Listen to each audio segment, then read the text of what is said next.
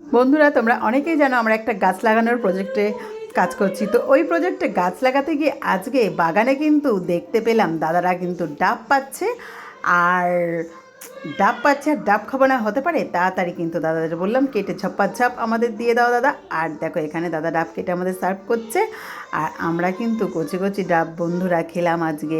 আর দারুণ মিষ্টি ছিল ডাবের জলটা। তো যারা যারা আজকে আমাদের সাথে যায়নি তারা তো মিস করেছে। আর আমরা যে কজন গেছিলাম সেই কজন কিন্তু আজকে দারুণ মজা করেছি, ডাব খেয়েছি, আবার বাড়িতেও নিয়ে এসেছি বন্ধুরা। আর তার সাথে এনেছে কিন্তু নারকোল, কি হবে পিঠে হবে তার জন্য।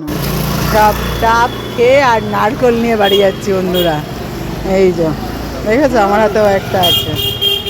আবার এই যে ডাব নিয়েও যাচ্ছি, নিয়ে বাড়ি যাচ্ছি, আর ব্যাগে করে নিয়েও যাচ্ছি, পিঠে হবে নারকোল দিয়ে। এই যে তাদের জন্য খুব সুন্দর অভিজ্ঞতা হলো, সদ্য গাছ থেকে পেরে ডাব খেলাম।